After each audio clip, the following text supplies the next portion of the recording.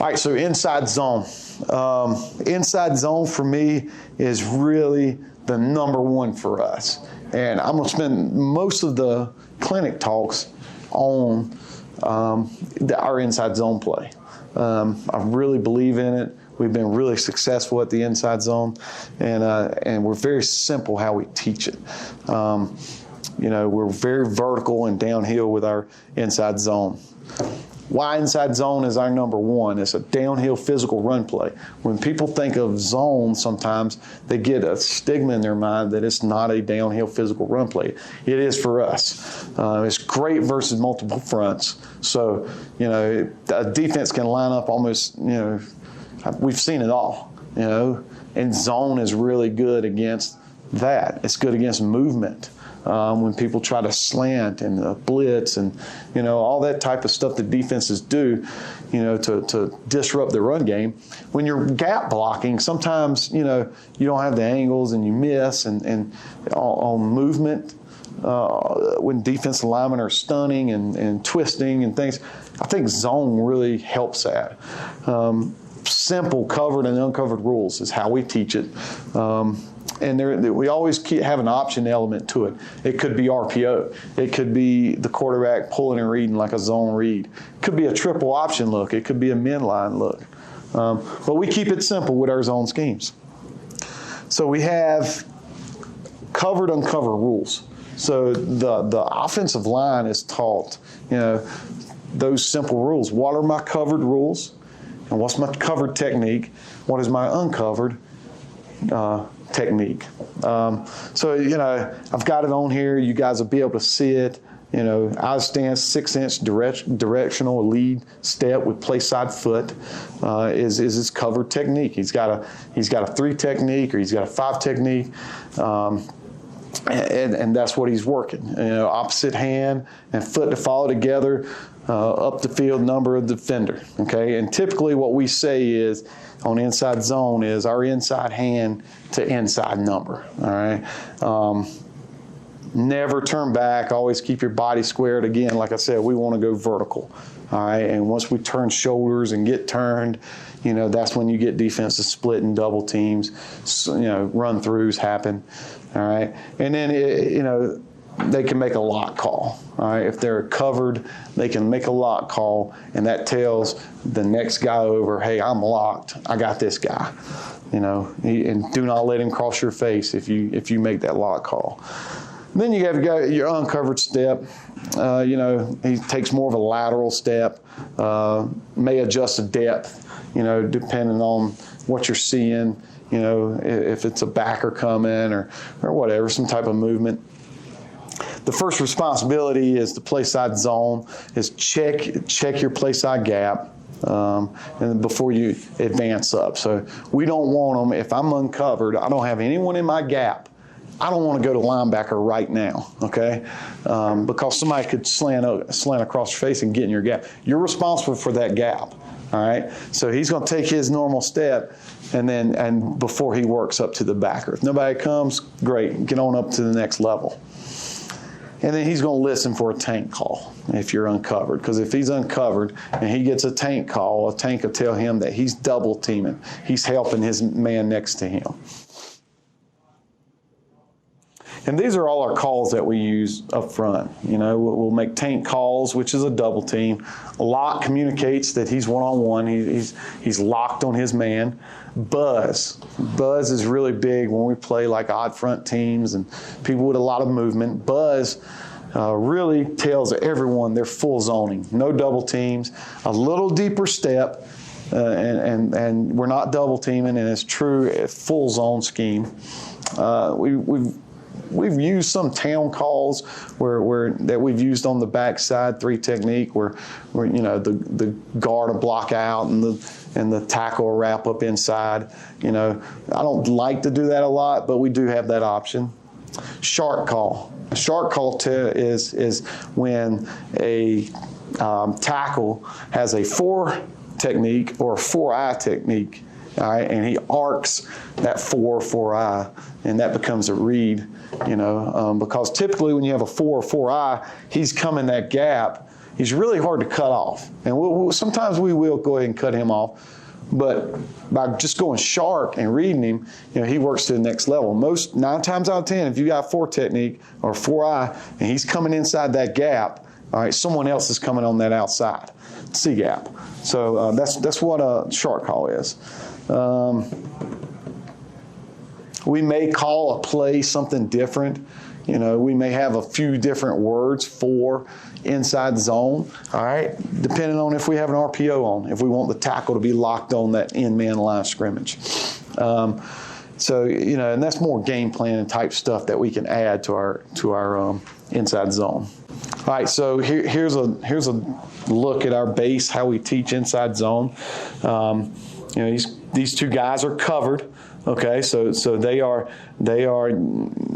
making a lock call here. If it's versus the even front, this is a over front. So they would lock the 3, lock the 5. All right, and they're zoning them. Don't let him cross your face.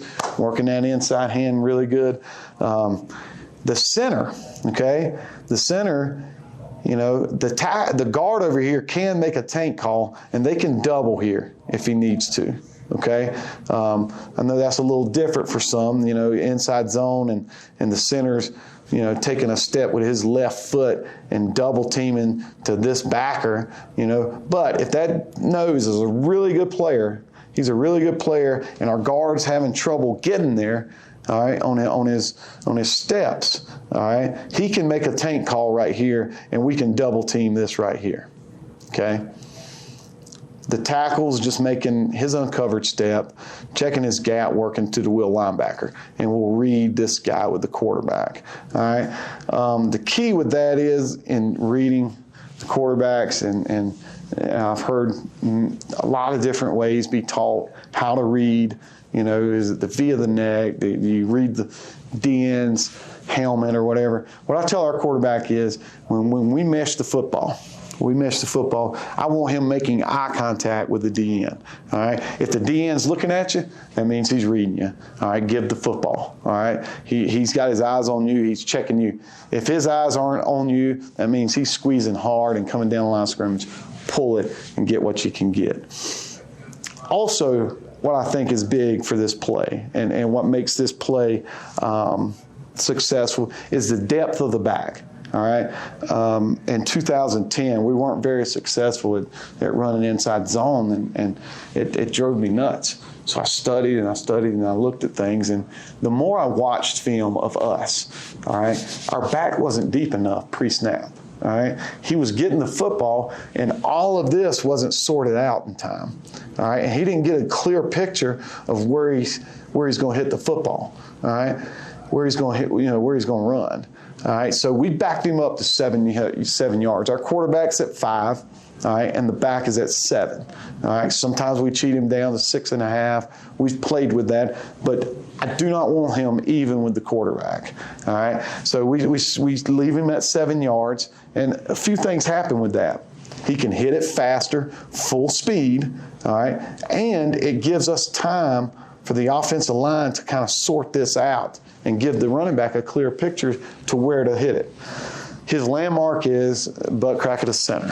So he's going right down the middle of the center is his landmark, and then he's going to hit that thing, play side A, or he may cut it backside A to B. It has bounced. It has bounced to out here, or out here. But I don't like to teach it that way. All right, we want this inside zone to be vertical, downhill. All right, we've got plays for outside runs. All right, but I don't want these guys getting the football here and trying to bounce zone. That's what the defense wants you to do. All right, so his landmark is butt crack of the center. His depth is very important. All right, and they mesh the football. He's downhill. He's fast. And hitting his landmark at full speed. Quarterback's nice, good bend in his elbow, and we work run tracks a lot. I don't want these guys reaching out to try to hand the ball off or handing it off from here. So we usually spread our arms out, and the running back spread his, and, even with the fingertips. And that's perfect, a good, consistent shelf that running back's getting the ball on, instead of being inconsistent of out here or in here. And, so we really work hard on that, making sure it's a consistent path and track that our quarterback puts our running back on. Here it is versus even front. This is under. Again, same thing we were looking at earlier with a double team here. Okay, so there it is with the tank. Now these guys will say tank 1. Okay, so what that tells him, hey, tank 1, tank 1. Tank 1 tells him he's got the number 1 backer in the box. Okay, tank 2 obviously is the number 2 guy in the box to the call. Now our fullback, all right, our fullback or U-back, his rule is always he's away from the call and he's arcing in the alley. All right, so he's arcing in the alley, peek inside, nothing shows. Get your eyes on safety or outside linebacker, whoever's out in the alley, playing the alley, being the force defender out there. All right, so the quarterback pulls it. He's got a lead blocker with the utility back, fullback, whatever. Here it is versus a tank 2 look. These 2 guys make a tank 2 call, so now they're double teaming here to the backside backer. He's taking his covered step, uncovered step to number 1 backer in the box. He's locked. Okay, so simple, same rules.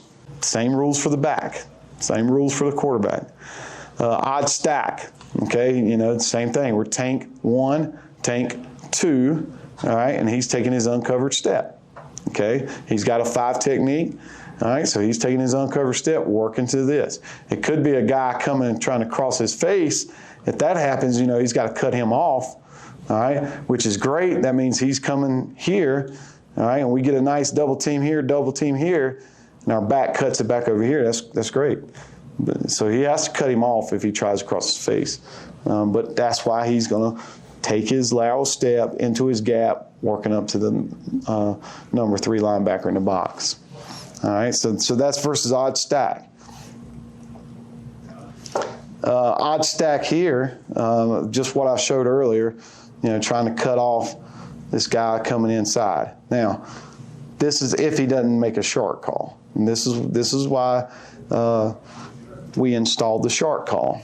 If you see here, this is the inside zone with the shark call by the tackle. All right, so they're making their double team call, tank 2, and they're tanking here, tank 1. So they're working their stack, 2 for 2, 2 for 2, and then how do we handle this stack? If he's a head up 4 or 4-eye, this tackle makes a shark call. He just arcs this guy. All right, and now we're reading this defensive end. We're reading that end man line scrimmage, and it turns into almost like a midline look, okay, which was a really good play for us. I got a lot of good cut-ups of this, okay. Odd stack, and they're always trying to add that extra hat from somewhere. They walk down a pony or outside backer, and we make a shark call. All right, we're tanking, double teaming here. We're double teaming here. All right, and this is our midline look off of it. They're meshing the zone, and this back is going behind up to the linebacker in the box. So it's traditional, old school midline with our zone scheme. And this is a look at a triple option look that we've done before too, where they're zoning, same things up front. And this is what I was talking about when I was talking about options. All right, the guy comes screaming down, the pony, the outside backer, and now he gets in pitch relationship. And now we're running triple off of our inside zone. And we even use our shark concept. Don't get the idea of that the shark concept is something that we only use versus odd teams. It's really good versus even teams as well. They get in a 4 or 4-eye. There's a reason for that. Someone else is playing this gap here, okay? And it maybe, they want to walk this wheel backer out, all right, and you got numbers that way. You shark it, he comes screaming down, now your quarterback's got a lead blocker. All right, or he may check quarterback, and now you hand it off to great numbers in the box. So that's the shark concept. And then, obviously versus 3-4, you got to look at it a little differently. We've done all kinds of stuff versus 3-4 stuff. You got to kind of game plan for it, and you got to come up with a plan. Do I lock the box? Meaning, do I lock my backside in on that DN, my backside tackle? Do I lock him on the DN and just lock up 5-on-5 in the box? You can work your shark concept. You add tight end. You make your buzz calls. This is where I talked about buzz call. This is where the buzz calls come in, and you can use your RPOs. There's a good look at a 3-4 where and typically the play side tackle makes the buzz call, because he may have the tackle, he may have the end 4, so that means he's coming inside. Well, go ahead and make the buzz call, and then we take our uncovered step here, and we can block this guy coming inside, and then he's checking his gap and he's on up. Somebody's coming, they're going to add a hat somewhere, and then you can use your shark call backside, and these guys are full zoning. All right, so that's what it kind of looks like versus 3-4. You can run your midline look off of it with your fullback, just like that. They've got the buzz call here. He's making the shark call here. All right, and we're reading the 4 technique. Okay. Nothing changes for the quarterback. Nothing really changes for the running back. Still our inside zone. And a lot of people are getting into this thing where they like to double pinch. Okay, they like to try to get into a bear look to stop zone. Right. All right. Well, that's great. You just full zone it, and you're fine. You can handle it. With all that movement, you full zone it, and you make your shark call backside, and you got it taken care of. Running into a slant, like I said earlier, you make your buzz call. It helps you with slants and movements. Also versus a 3-4, we like to add a tight end, and this is where it goes to going in ball games with multiple personnel groupings. Add a tight end, make them account for an extra gap. All right, and this look right here, we're running inside zone with a tight end. All right, and he's making the buzz call. I do keep the rules simple for our tight end. All right, I don't typically try to zone away from him, so he has to work his steps and things like that.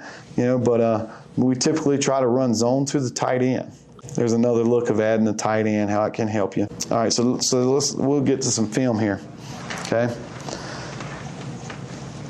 This is an inside zone. As you can see, look at our back's depth. Okay, our back's depth's there, and you got to do some things to protect that.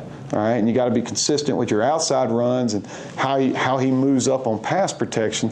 But that's where we like him to be for our inside zone and majority of our run game. All right, so in this play, our tackle ends up locking here, and we're leading inside with the fullback. But it's our inside zone. Does a nice job staying on his landmark. You'll be able to see a little better with the end zone shot.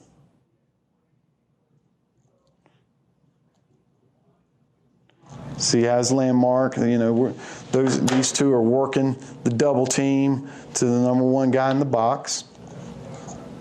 We're locked front side, locked backside, and he gives a good. See how he's hitting it full speed, and he's putting that foot in the ground and cutting back right now. That's what we want on our inside zone. Here's a look at inside zone with two fullbacks.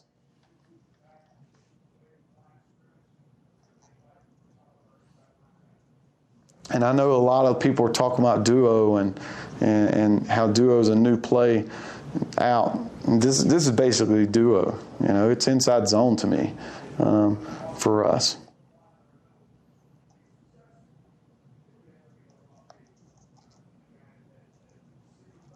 Here's another look at our inside zone.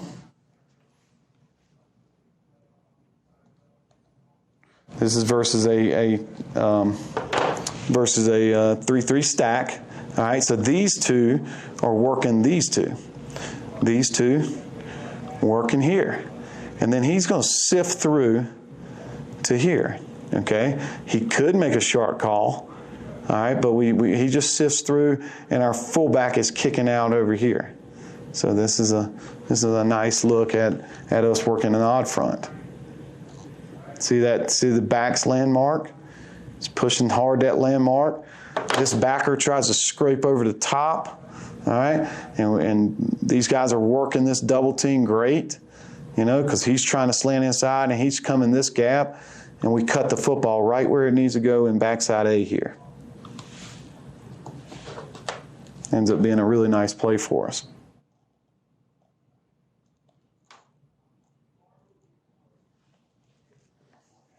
Here's a look at it with our fullback in the game.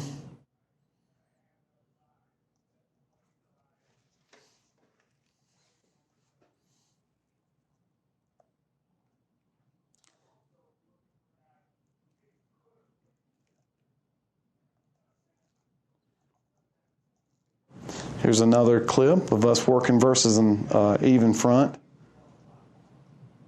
And this is what I mean by not bouncing, just hitting your landmark full speed and being able to pop out the back end like this.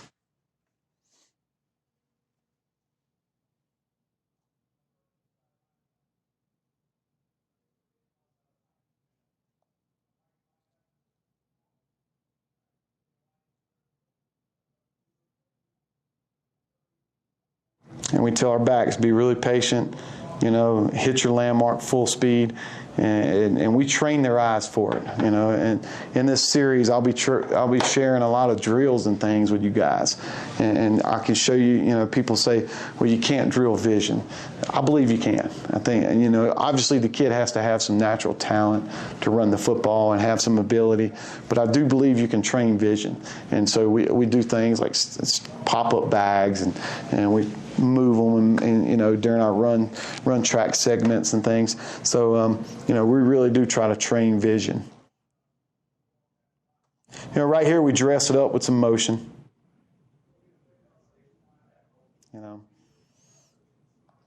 This is an overset. We use some where we just getting dog, and we're dog right, or dog left and over.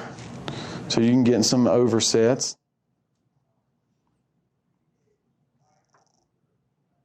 Same thing versus an odd front. He kind of, sifted through that backside gap. Here's another look at that same play. It's a good way to handle them trying to add a hat to the box in their odd stack. So we just added the hat here.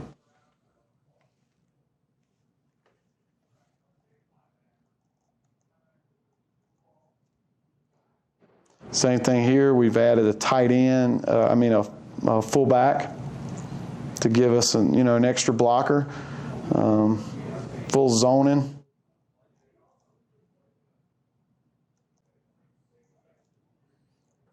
Here's a good look at a 3-4. Okay, you'll be able to see a little bit better on the end zone shot. But us using the shark call. All right, so we've got a tight end. We've added the tight end. We got two backs. All right, so we make a buzz call. These guys are full zoning. He's going to shark call to this, and this guy's going to be our read key. Because sometimes it's just hard to get through and cut off a 4 or a 4-eye or a 3 technique. So we'll make a shark call and just read him.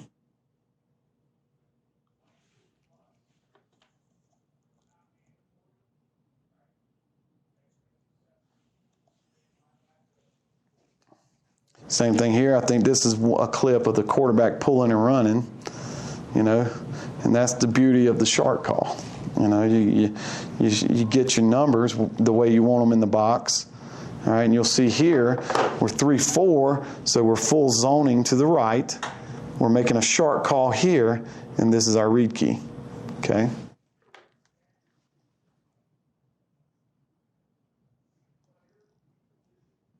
It's a big game for us with the quarterback run.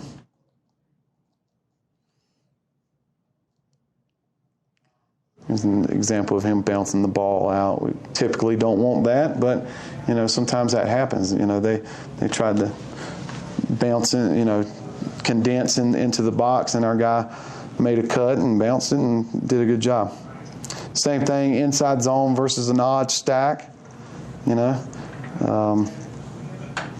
And so these two guys right here are working to 1. These two guys are working to 2, all right? And then he's working through this gap. Can make a shark call if he feels the need to.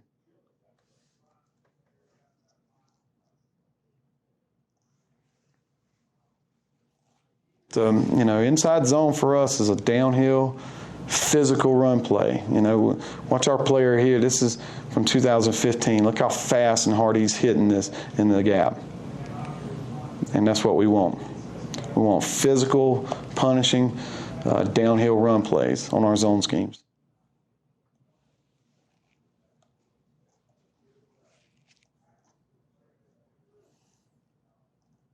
And here's a look of the shark call.